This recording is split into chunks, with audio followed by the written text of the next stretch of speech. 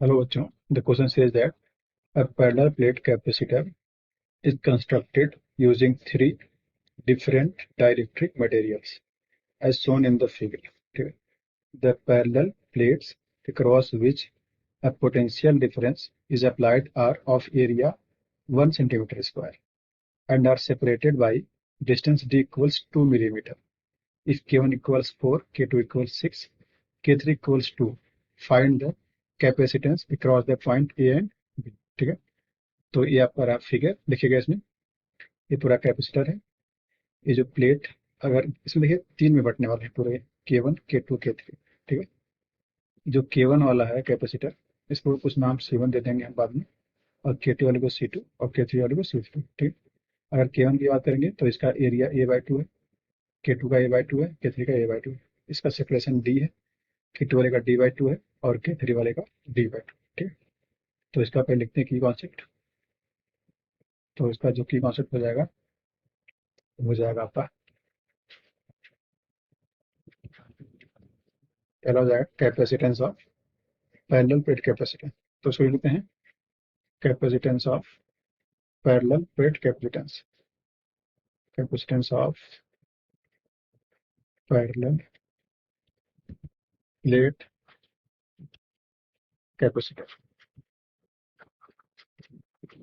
ठीक है, field with dielectric.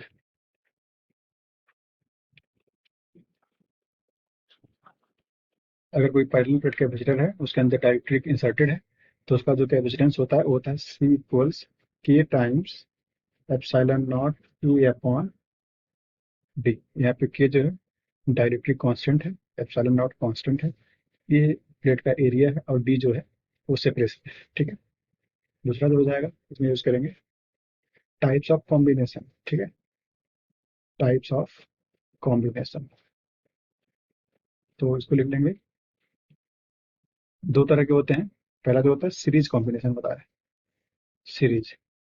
ठीक है, तो जो सीरीज कॉम्बिनेशन जब करते हैं, मान लो बहुत सारे कैपेसिटर हैं जो सीरीज में कनेक्टेड हैं, तो जो उनका जो नेट कैपेसिटेंस होगा उसको लिखते हैं 1/C equivalent equals 1/C1 plus 1/C2 plus 1/C3 and so on. ठीक है, और दूसरा जो होगा पैरेलल कॉम्बिनेशन,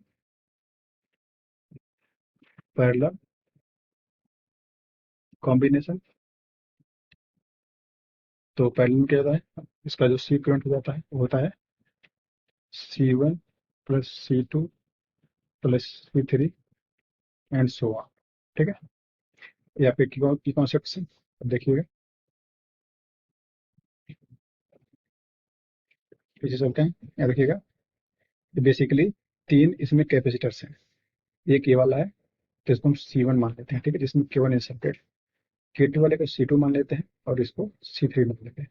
जो C1 है उसका प्लेट एरिया देखिएगा A/2 दिया है, और इस सेपरेशन कितना होगा, पूरा D हो जाएगा। जो C2 है उसका प्लेट एरिया A/2 है और सेपरेशन कितना है, D/2 है। जैसे C3 की बात करेंगे तो उसका प्लेट एरिया जो है A/2 फिर से है और सेपरेशन D/2 है। और C1 में जो डाइलेक्ट्रिक इंसर्टेड है उसका डाइलेक्ट्रिक कांस्टेंट K1 है, C2 वाले का K2 है और C3 वाले का K3 है। और देखिएगा, जो आपका C2 और C3 है ये दोनों सीरीज में कनेक्टेड है। ठीक है, सीरीज में कनेक्टेड है। तो पहले एक एक करके लिख लेते हैं। अगर C1 लिखेंगे तो आएगा epsilon not E upon D times K1। तो लिखते हैं, एक एक करके लिखना शुरू करते हैं।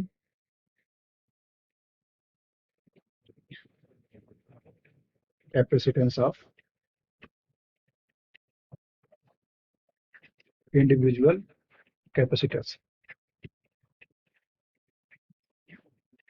ये हो जाएगा। अगर C1 की बात करेंगे तो C1 क्या बन जाएगा, K1 epsilon not, area A/2 है, तो A अपॉन सेपरेशन कितना था, 2D। देखिए, तो C1 बन गया K1 epsilon not A upon 2D। ठीक है, ऐसे अगर C2 लिखेंगे यहाँ पे तो C2 बन जाएगा K2 एप्सिलॉन नॉट, इसका एरिया A/2 है, तो A/2 और सेपरेशन कितना था इसका, D/2। ठीक है, तो 2 से 2 कैंसिल हो जाएगा, बचेगा क्या, ये बन जाएगा K2 epsilon not A upon B. ठीक है। ऐसे अगर C3 लिखें, जो C3 है थर्ड ऑर्डर कैपेसिटेंस, तो हम C3 लिख सकते हैं K3 epsilon not A upon, इसका देखिए एरिया A/2 था और सेपरेशन D/2 था, तो A/2 यहाँ पे A/2 आ जाएगा, यहाँ पे इंटू D/2 है, तो से 2 कैंसिल हो जाएगा, तो बन जाएगा K3 epsilon not A upon D. ठीक है। अब देखिए फिगर देखिएगा आपका C2 C3 कैसे हैं, सीरीज में कनेक्टेड है, सीरीज में। ठीक। तो लिख लेते हैं, now C2 and C3 are connected in series. ठीक है, are connected in series.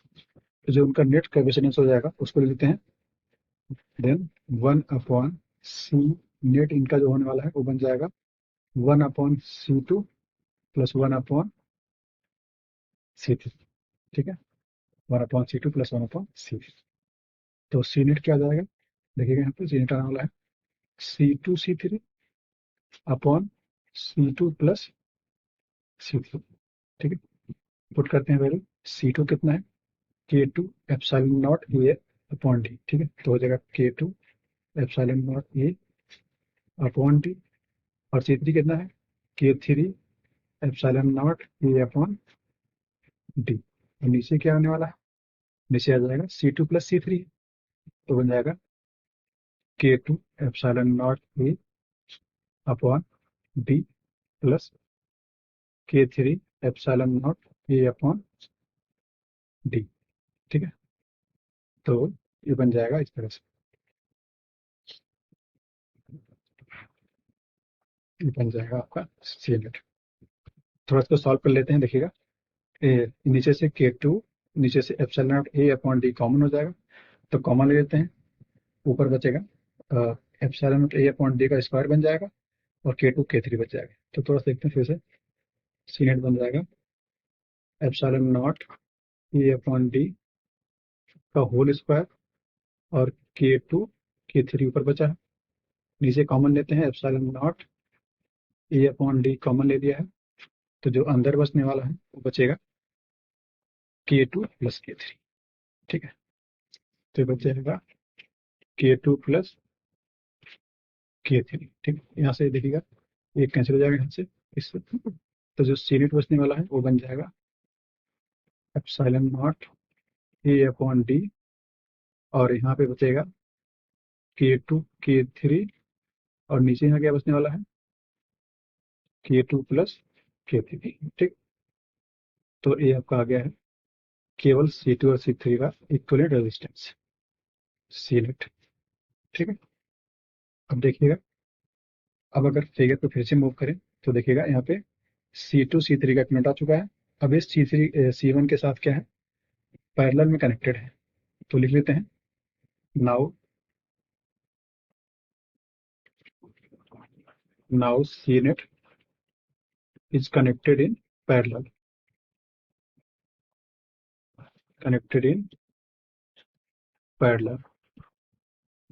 Width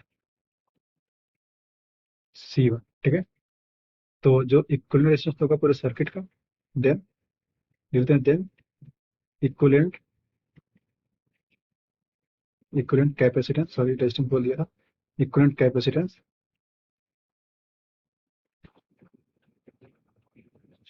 of the circuit क्या हो जाएगा, ये सी इक्विवेलेंट जो बन जाएगा वो बन जाएगा C1 प्लस सी नेट। अच्छा, C1 कितना आया था, अगर C1 की तरफ मूव करें देखिएगा, जो C1 आया था K1 epsilon not A upon 2D आया था, तो लिख लेते हैं K1 epsilon not A upon 2D। ठीक है, ये आपका C1 हो गया, प्लस सी नेट जो आ चुका है वो है एप्सिलॉन नॉट ए अपॉन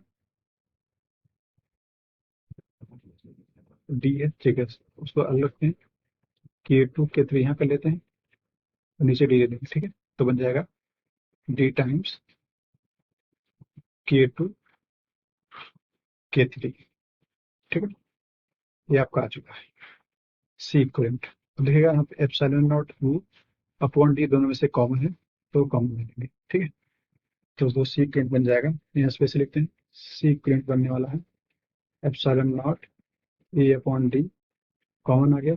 जो अंदर बचने वाला है वो क्या हो जाएगा, यहाँ बचेगा epsilon not A upon D common लिया तो K1/2 बचेगा यहाँ पे, यहाँ बचेगा आपका K1/2। और यहाँ पे क्या बचने वाला है, यहाँ पे हमारा K2 K3 upon K2, sorry यहाँ पे था K2 प्लस K3 होगा, ठीक। यहाँ पे K2 प्लस K3, तो K2 K3 upon K2 plus K3। तो इसको लिख लेते हैं K2 K3 upon K2 plus K3, ठीक है। अब देखिएगा आपको कुछ चीजें गिवन है जो वैल्यू पुट करना है आपको। सब्स्टिट्यूट करते हैं ऑन सब्स्टिट्यूटिंग जो आपको दिया, देखिएगा यहाँ पे आपको दिया है प्लेट एरिया, तो ये आपको गिवन है। वो क्वेश्चन देखिएगा आपको एरिया दिया 1 सेंटीमीटर स्क्वायर, तो ये बन जाएगा 1 इंटू 10⁻⁻⁴ का 4 मीटर स्क्वायर, ठीक है। 4 मीटर स्क्वायर, ठीक है। और सेपरेशन डी भी दिया है आपको, डी, तो डी देखिएगा, डी लिखते हैं, क्वेश्चन से वैसे डी लिख लेते हैं। डी आपको दिया है 2 मिलीमीटर, तो बन जाएगा 2 इंटू 10⁻⁻³ मीटर। और K1 भी दिया है, K2 दिया है, तो K1 जो क्वेश्चन में दिया है वो है 4, K2 6, K1 4, K2 6, ठीक है। तो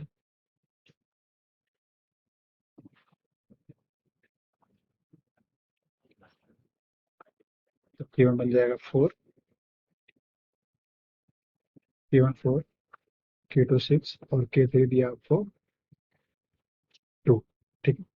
यहाँ पुट करते हैं और जो आपका एप्सिलॉन नॉट, उसकी जो वैल्यू होती है, एप्सिलॉन नॉट की वैल्यू होती है 8.854 इंटू 10⁻⁻12, ठीक है, फैरेड मीटर, ठीक है, राइट। यहाँ पुट करते हैं वैल्यू, तो जो आपका सी करंट आने वाला है वो बन जाएगा 8.854 इंटू 10⁻⁻12, ठीक। और ये कितना है, ये आपका 1 इंटू 10⁻⁻4 है, तो 10⁻⁻4 रन देते हैं।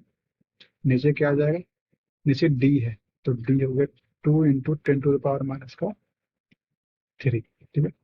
और अंदर क्या आने वाला है, K1/2 है, तो K1/2 जब करेंगे तो K1 4 है, 4/2 कितना आएगा नीचे, 2 बचेगा यहाँ पे।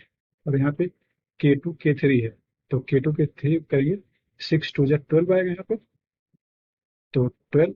और यहाँ पे नीचे K2 प्लस K3 है, K2 प्लस K3 करेंगे तो 6 और 2 8 आ जाएगा, ठीक है।